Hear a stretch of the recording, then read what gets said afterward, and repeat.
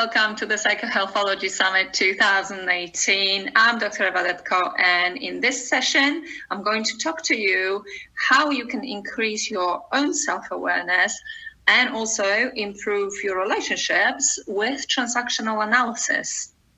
I have studied natural medicine and the human mind for 20 years now. And I have overcome a number of health challenges myself, including chronic fatigue and Hashimoto's thyroiditis.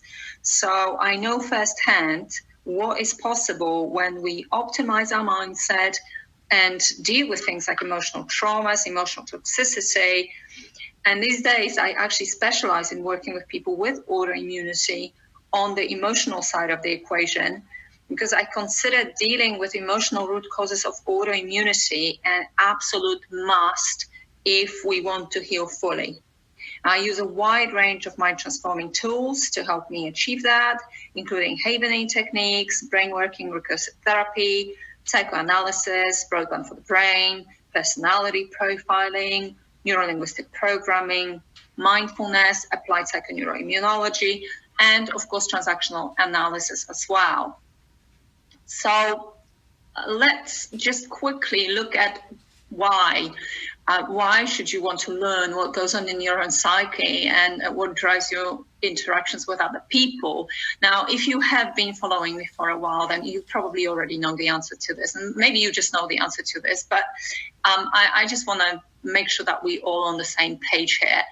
So what we need to realize is that lack of self-awareness and understanding is one of the main sources of chronic stress. People think of chronic stress as major financial stresses or major events that go on in their lives that could be causing them grief or other emotions. But really, there are so many different types of chronic stress, and a lot of the chronic stress is very sort of low grade. It goes on even, in a lot of ways underneath our conscious awareness. And so this is one of those things. If you have no self-awareness and you're not sure what triggers you, and you're just sort of overwhelmed all the time with negative emotions and negative thoughts and things like that, then that is definitely one of the sources of chronic stress for you.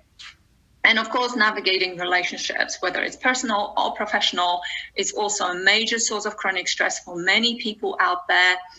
But of course, at the same time, if we understand our emotional triggers, if we understand what makes us tick, if we understand what drives other people to behave the way they do, we can definitely drastically improve our interactions with other people, but also the relationship we have with ourselves, and therefore release that stress. So what is transactional analysis? Transactional analysis is a psychoanalytic theory. It's a method of therapy whereby social transactions, so interactions basically, are analyzed to determine the ego state of a person. And that would be parent-like, child-like, or adult-like, which of course we will talk about in more detail in a moment. And we use this as a basis for understanding behavior and also modifying behavior. Because one side of it, of course, is the awareness, and you can't really get anywhere without that. But then, of course, we can also modify behavior. We can change things within our psyche. We can change the imbalances. We can correct things that are not serving us. So that's the other aspect of it. So transactional analysis explains that an individual's final emotional state is the result of inner dialogue between different parts of the psyche. So you may already be aware that we have different forces going on within our psyche, and this dialogue can be positive or it can be negative. And if it is negative, which in most people who have not done any self-development work, the chances are this dialogue will be predominantly negative. But that, of course, can be improved, and therefore it will improve the emotional state of the person, and by default, it will then have a positive impact on our physical health. And also transactional analysis concentrates on the content of people's interactions with each other. So we have these forces within our psyche, and it allows us to understand ourselves. But of course, other people have that too. And by understanding those interactions, we can definitely have positive impact on our relationships with other people. So I already mentioned the different parts of the psyche, the different ego states. So let's look more into what those are and what they mean. So the creator of transactional analysis, his name was Eric Berne, Dr. Eric Berne. He's a psychiatrist. He postulated that there are three ego states that exist in all people, and he named them parent, adult, and child. And this parent, adult, child model helps explain how people function and express their personality in their behavior. And Berne also considered how individuals obviously interact with one another and how the ego states affect each set of those interactions, which he referred to as transactions, hence transactional analysis. So he considered transactions as either unproductive or counterproductive, or of course productive if they're positive. And he basically said that unproductive transactions and counterproductive transactions are signs of ego state problems. So again, if we correct those ego state problems, whatever they may be, then we can make our transactions a lot more productive, if you like, or positive. And so one thing to really understand here is that we all have a level of imbalance between our ego states. Now, unless we have done a lot of self-development work, but even people who have done self-development work for years, they always say that it's an ongoing process. And in a way, we never stop working on ourselves. And that is very true. However, of course, if we've done a lot of self-development work, then we will be aware of a lot of the things that I'm going to talk about here today. But majority of people who haven't done any self-development work, they will have those forces, pushing and pulling, and all sorts of things going on within the psyche that they're not quite understanding, and they don't understand where the certain emotional responses or behaviors are coming from. But of course, again, if we correct those imbalances, if we understand them first, of course, and then we correct them, then that helps us become much more centered and content and happier as individuals, clearly. And I already mentioned that it just takes the pressure off, takes the chronic stress, or at least one aspect of chronic stress out of the equation. So the three ego states, parent, adult, and child, let's talk a little bit more about each one of them. So parent, essentially, the parent is a collection of recordings, or if you will, programs, subconscious programs. And they're basically recorded because in the first 5 years of our lives, we just spent those years observing and recording whatever's going on in our environment. So all of those programs really will be, or most of those programs will be unquestioned or imposed there. They will be a result of external events, and we perceive them, and they're just going straight into our subconscious. So this first few years of our lives is the period before we become socially engaged. And so majority of those programs are going to be provided by the example of our parents or our guardians, because that's what we are predominantly exposed to in those first few years. And so everything the child sees the parents do or whatever they say is recorded in the parent. And there is a lot of how-to data, of course, survival skills and so on. So a lot of this data is actually positive. And that data is important to know that that data at that point is taken in and recorded without editing. And it's because of the brain development. At that point, the child hasn't really got the ability to rationalize any of what's happening. So everything's taken at face value and it's recorded without editing. And the child's dependency, the inability to construct meaning with words and to rationalize, basically is what makes it impossible for the child to modify any of this or to correct it or to explain it. So just they take what is sort of given to them, if you will. And again, that is all recorded within the subconscious mind. And so recorded in the parents, of course, will be all the sort of rules and laws and sort of in inverted commas truths that the parents live by. Because, of course, there are beliefs that the parents hold, values, etc., but they're not necessarily universal truths. It's just what those people believe, right? So, as I said, they can be positive, and a lot of what we are given is positive, because we know that touching a hot stove will cause us pain, we'll get burned, and we're not going to like that. So, of course, this is very useful. But, of course, there will be also a lot of negative programs. And those negative programs will be, as I said, to do with the parental beliefs and the values that they hold. And there may well be something that they were given when they were children, and they're still repeating the same things over and over. And we as children listen to those things, and then we accept it as our truths. And so there could be all sorts of negative things, such as, when I say negative, as things that are not necessarily going to serve us in our adult lives. For example, emotions must not be expressed, or beliefs such as only nasty people have money, etc., etc. So those programs of truth, of course, get recorded, and they also get replayed for the rest of the person's life. And this is unless they are recognized as unhelpful and changed, which, of course, belief change is absolutely possible.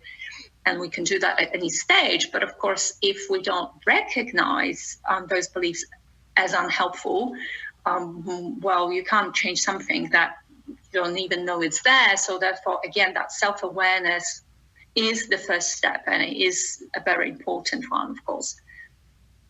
And then we've got the child ego state. So we've got another type of recording here. So the external events are being recorded as this body of data in the parent. And then at the same time, we have another recording being made, and this is to do with internal events, i.e. the responses of the child. So this child, he or she sees or hears things, and then that will induce an internal response. And that internal response is also recorded in this case. This is the ego state, that is the child. And because the child has no vocabulary during those first early years and through those early critical experiences, most of his reactions are feelings. So whatever internal response they're going to have, they're going to produce a feeling, and it could be positive again or negative. And so during this time, the child is helpless, and this helplessness is really the reason why there's so many things that can go wrong at that stage in terms of how the mind is programmed, because the child is small, it's inept, it's dependent on people around them, it's clumsy, has no words to express themselves, to construct meaning. So, and there are, at the same time, there are many demands on the child, because parents are usually well-intended, and they want to teach the child how to behave in certain situations, etc., what to do, what not to do. But from the point of view of that child, there's just a lot of demands. Do this, don't do this, etc. So what actually happens is that on the one hand, the child has genetic recordings as well. It is we are, as human beings, designed to explore, to play with things in order to learn. So we'll crash, we'll bang, we want to experience our surroundings. And so that is something that we are driven towards naturally.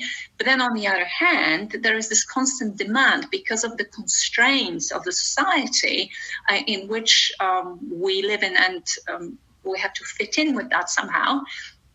And so there is that demand from the environment, i.e. the parents, that the child gives up on those urges that they have to explore and experience in exchange for parental approval. That's where all the do's and don'ts come in, and the child is often conflicted between the things that it really is driven towards and the things that the parents want the child to do. And that conflict can potentially produce negative feelings, of course. In fact, that's a predominant byproduct of this conflict.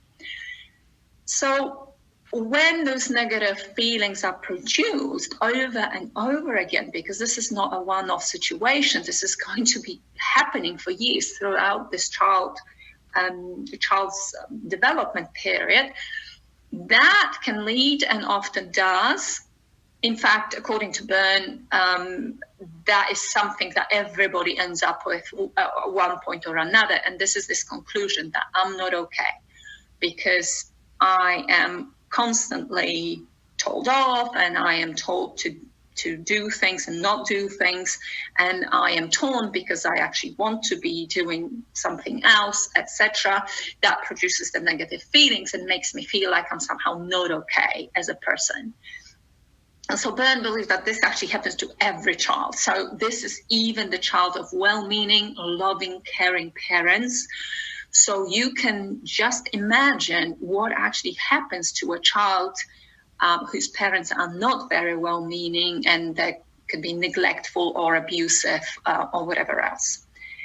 Obviously, it makes it so much worse for that child. And then the third one is the adult ego state.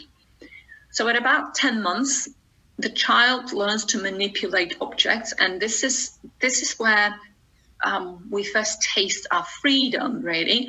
We begin to move more, we are able to do more things, and we also have some sort of awareness of our environment. So this self-actualization is the beginning of what is called the adult ego state, which of course is then is going to continue to develop over years, because at the beginning it's actually quite fragile. The adult data accumulates as a result of the child's ability to find out for himself or herself what is different about life from the taught concept, so what's already stored in the parent, and also the felt concept, so all the recordings in the child ego states. And it's the little person is starting to make those comparisons and test things against each other. So the adult is really a new concept of life, and it's based on data gathering and data processing. And as I said, during the early years, the adult is really quite underdeveloped and can be easily knocked down, suppressed by the commands from the parent and the fear in the child. So already at that point in those early years, the parent and the child ego states are more dominant than the adult because the adult hasn't really developed yet. But despite those obstacles, the adult in most people will continue to develop and progress. And of course, as the maturation process goes on, it will become stronger, then we develop our rational abilities, and all of that kicks in. And of course, that just strengthens the adult ego state.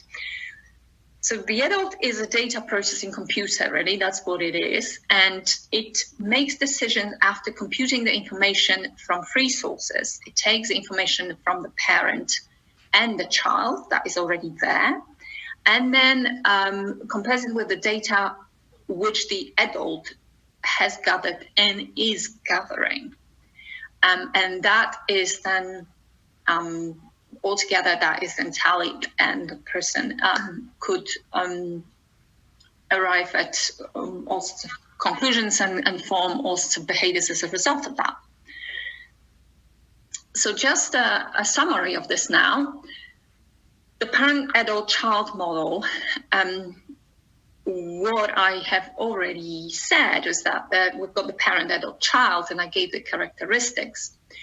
But within the parent and within the child, we really have this duality going on.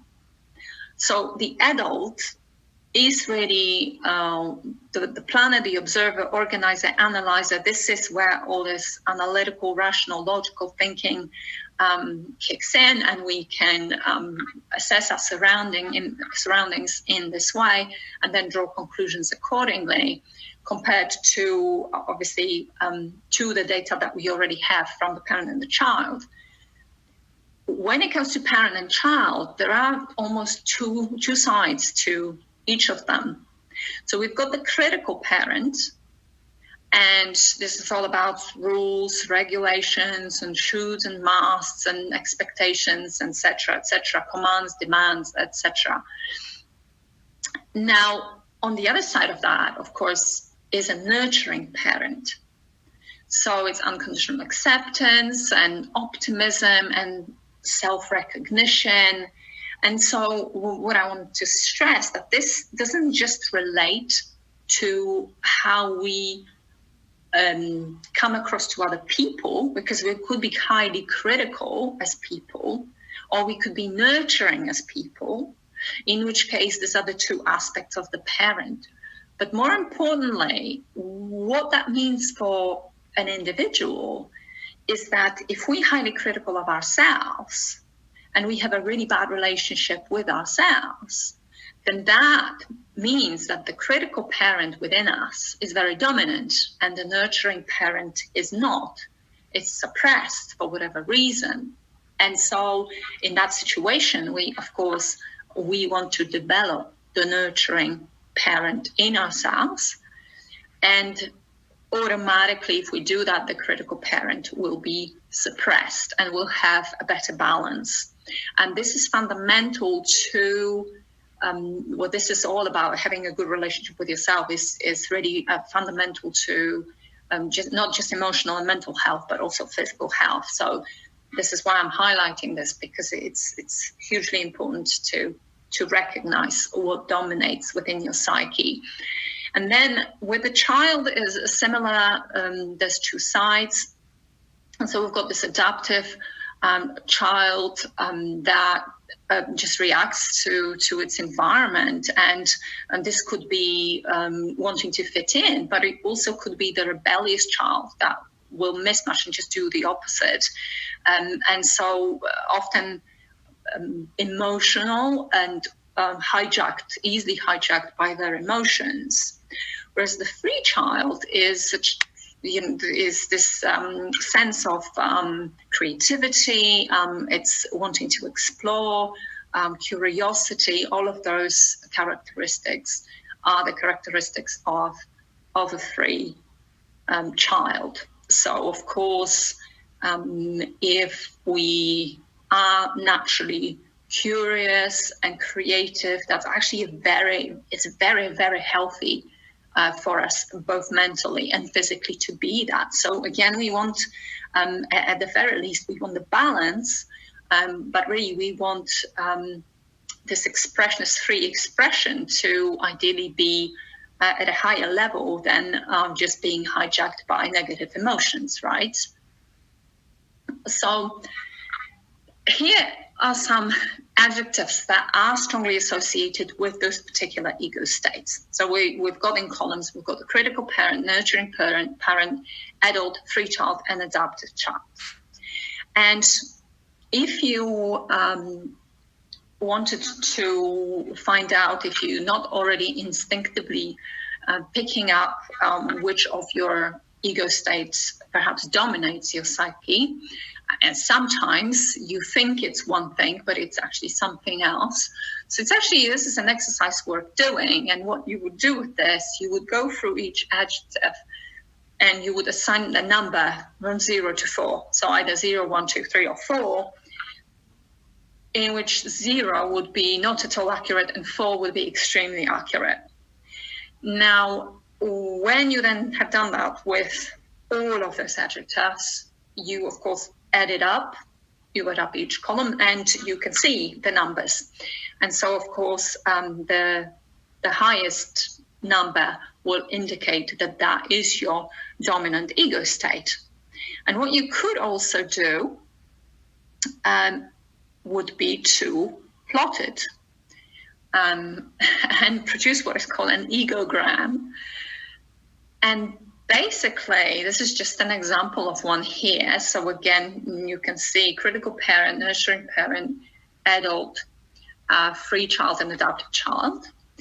And what actually happens is that if you want to change that balance, so for instance, just like in this example, you can see that your critical parent is through the roof and the others are fairly sort of low, significantly less active, dominant. And if you want to change that balance, then what you need to do to make that positive shift is to actually think which part you want to raise and make more prominent. And the idea being is that if one state increases in intensity, the others will automatically decrease to compensate, because we've got this total psychic energy, and we'll have a shift in the psychic energies, but the total energy will stay the same. So rather than think, I need to decrease this, I need to increase this, forget all that, and all you're thinking about is, I actually want to increase my nurturing parent, for instance. And as you do that, the energy will actually shift, and you will shift it away from the critical parent as you're increasing the dominance of your nurturing parent. So let's look at this table again. So for example, what would that look like? So if you decide that you want to bring your nurturing parent more to the forefront of your psyche, and reduce the influence of the critical parent, you really focus on raising your nurturing parent. Because when you do that, again, the critical parent, the dominance of the critical parent will decrease automatically. So what you can do is start consciously practicing nurturing parent behaviors. So let's look at the nurturing parent behaviors. The characteristics here are affectionate, considerate, forgiving, generous, gentle, helpful, kind, praising, sympathetic, tolerant, understanding, unselfish, and warm.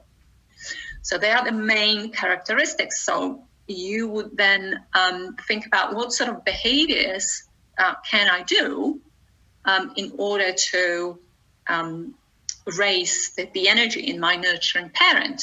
So that would be, for instance, doing something nice for somebody or for yourself, because remember, this is not just about behaviors towards other people, and the expression towards other people is also the expression towards ourselves. So if your critical parent is highly dominant and your nurturing parent is quite low, then you're a critical person. You're critical towards other people, but more importantly, you're critical towards yourself. And that is never a good thing, because that just means that you're going to be constantly filling yourself with all sorts of negative emotions that are going to be there in the background all the time. And as I said at the beginning, that is one of the sources of chronic stress. So all sorts of things you can do, of course. You can just step back from ordering people around. You can listen to people, to what else they say before giving your opinion. You can be more acceptant of the differences between you and other people, and put yourself in other people's shoes, etc. So there's loads and loads of behaviors that you can do to become more nurturing. And so as an action plan, what you would do is, of course, you first conduct this assessment of your ego states. Then you would construct your egogram. So you have some sort of visual representation of what is dominating and what you want to change and what is lacking.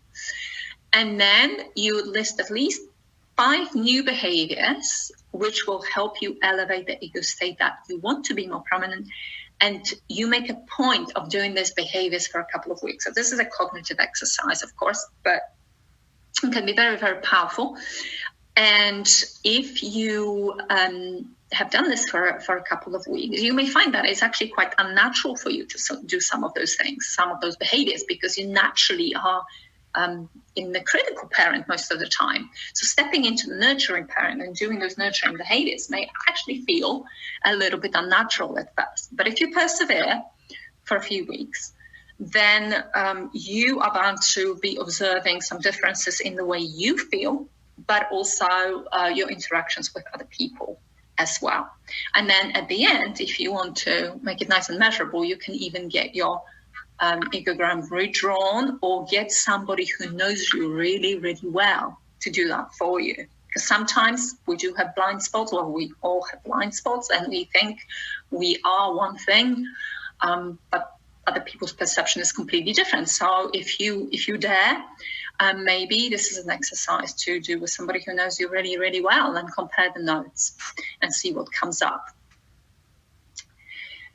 So let's talk for a moment about transactional analysis and relationships.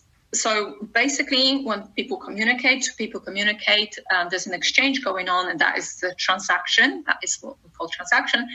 And many of our problems and stress, of course, come from those transactions that are not very successful. As I said at the beginning, unsuccessful interactions with people are a major source of chronic stress for many. So there are different types of transactions according to transactional analysis, and we've got those that are parallel or complementary. We've got cross transactions, and we've got hidden or ulterior, which is basically what you may know as psychological games. People play games. So let's look at one sort of at a time. So complementary transactions. What happens with this form of interaction is that individuals respond as expected. So this means that you address somebody's child ego state, for instance. In this actual picture, it's an adult, but I've got an example here that is addressing somebody's child ego state from the parent ego state. So the person basically, as you can see in the example, expresses themselves in such a way that they are clearly expressing the parent ego state, but they're really addressing the other person's child ego state.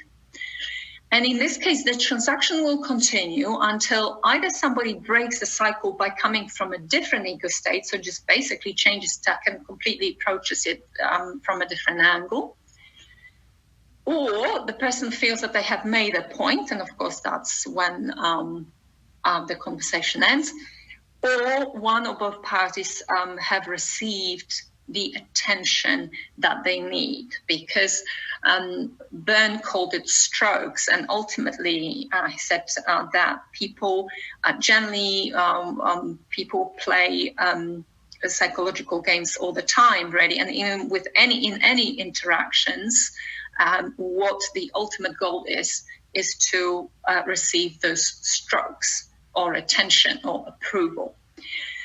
And so the example here is that person A says, "Oh, you still haven't given me the report I asked you for. You're always doing this." And that's the person being critical and addressing the other person's child. And the person B says, "Oh, it wasn't my fault." So they actually are responding as expected. They're responding from their child. And the conversation then continues and go, "Oh, it's never your fault. So who's to blame this time?" So again, the person A is still remaining in the parent ego state, addressing the child. Person B, "Well, I wasn't given the data by account." So as you can see, they both sort of assumed those roles, and they are remaining in those roles, and that can go on and on and on, or end, as I just said, by one person breaking the cycle, or for those other reasons that I mentioned. So that would be one way of having an interaction. Then we've got crossed transactions. And in this case, the respondent comes from an ego state which is not the one expected. So person A addresses person B with a certain intention, but person B doesn't respond in the way that they were expected to. And that usually means that those sort of transactions come to an end a lot sooner than the previous ones that can go actually potentially on and on and on. So first example here is, you still haven't given me the report I asked you for. You're always doing this. So this is person A, again, addressing the other person's child from the position of the parent. And person B goes, well, if you were as critical of the accounts department as you are of me, then maybe I would get the information I asked them for. So person B is not being pushed into the child ego state. Instead, it's responding from the parent ego state. So now we have this parent-parent interaction, and it's not what was expected. And in the second example, again, same example, you still haven't given me the report I asked you for. You're always doing this. Again, person A addressing from the parent, but person B replies, well, yes, I understand the problem, and I would appreciate your help in getting the last information I need from the accounts department. And that is a very adult way of going about it. So again, in this example, the person did not respond as expected from the child ego state, but instead they stepped into the adult. And that, I hope that you can see this, how that is actually a lot more, in this case, a lot more productive way of resolving this potential issue here. So, and then finally, we have hidden transactions. And hidden transactions are all about psychological games, and they appear to be straightforward, but there's always something underlying. This is the in between the lines sort of transactions. And those unspoken messages usually come with a hidden agenda, and they are mostly played in personal relationships, but not always, but predominantly. And with ulterior transactions, there is a hidden hook, and it just pulls the person into a game. So if they're not aware of what is happening, then they get just pulled right into it, and potentially the situation will escalate. However, if there is awareness of those things, it can make a dramatic shift and immediately get a resolution that is more positive. Because you will just not really play along with the game. So with this example, we assume that this is a relationship that is already strained. We've got partner A and partner B. So a partner A say, have you seen the car keys? And this in itself is fairly innocent, but we know that there's been some issues in the past about partner B being unreliable and misplacing things and stuff like that. So there is an underlying message, and that underlying message is, you had the key last and they're not where they should be. That's the underlying message. That is not being said, but that is being implied by the first statement. Now, depending on how person B responds in this situation, this could be something that is resolved very quickly, or this could be, again, something that could escalate into a full-blown row, for instance, argument, or even end in a divorce. You never know. So basically, this gives you, I hope it gives you an example of the different interactions that go on between people in life. And what is interesting is that one of the most famous books that Eric Berne wrote in 1960s, actually, was Games People Play. And he outlines quite an interesting way of the different things that go on and the different games that people do play and when interacting with each other. And it's interesting because human beings are actually incredibly predictable, you could say. And definitely, if you were wanting to learn a little bit more about it and how to navigate those different transactions better, if you perhaps you don't feel that you're doing that very well at the moment, then I do recommend that book because, yes, it does introduce a degree of predictability. And when you start spotting those patterns, you can alter your responses. And when you alter your responses, you can have a much better outcome than you would otherwise if you got just hijacked randomly by your parent ego state or your child ego state. You're probably going to end up where you didn't want to end up. Whereas you can have a much more positive interaction with somebody if you recognize some of those patterns and you act accordingly, both in recognizing the patterns in yourself and recognizing the patterns in other people. And finally, just to finish off, what Berne also touched on, this is just going to be a brief summary of this. Of course, when it comes to transactional analysis, you can go on and on with this. I'm just giving you a brief idea on what it is about and what you can do with it. But of course, there are so many forms of transactional analysis now.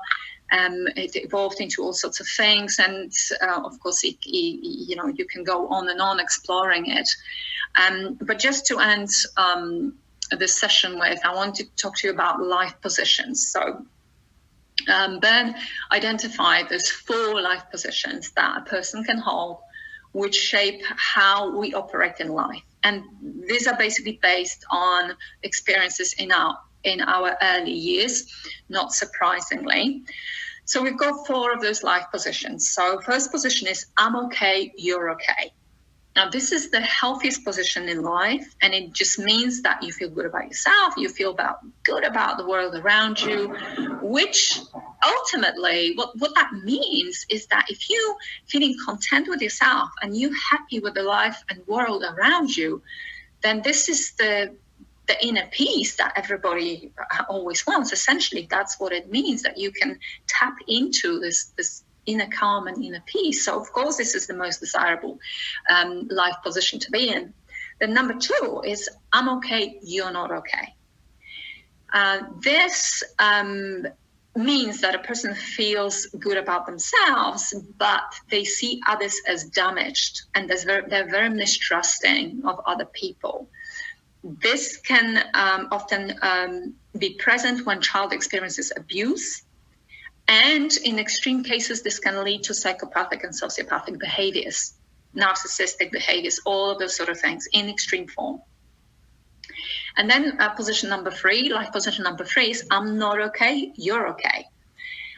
In this position, the person sees themselves as the weak one, a weak partner in a relationship, or deficient in some way, whereas it perceives other people around them as better in one way or another. And the person who holds this position will unconsciously accept lack of respect and or abuse as something that is acceptable.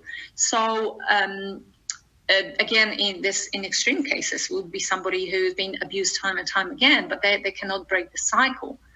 But in less extreme cases, this is just somebody who doesn't feel so great about themselves, but thinks that somehow everybody around them is somehow better than they are, which we see quite a lot in society. And then finally, position number 4 is, I'm not okay, you're not okay. Now, this is the worst position to be in. And it means that I believe that I'm in a terrible state. The world is terrible. I'm terrible. I've given up on life. Everything is awful. This is often present in people with mental illness. Of course, in extreme cases, can result in suicide. This is if people commit suicide. That would be where they came from. I'm not okay. You're not okay. It is that life position that ultimately ended up in ending their life. So. This is quite important, and in the end, what we need to realize that as much as we all want to aspire to be in position number one, which is I'm okay, you're okay, in actual reality, what we end up at the beginning of where we end up at the beginning of our lives is predominantly I'm not okay, you're okay position. So the position number 3, because as I mentioned before, when the child gets all those do's and don'ts, and they want to do one thing and they can't do it because they need to, the parents demand them to do something else, etc. That produces a lot of negative feelings. And this little person concludes that they're not okay. But of course, the parent is right. The parent is the authority. So therefore, they're okay, but I'm not okay. And so this is a very common position. And according to Byrne, everybody at one point or another will feel this way, even though, of course, it's very early on in life. So we may not remember that we felt that way. But a lot of people will also carry that forward into their adulthood.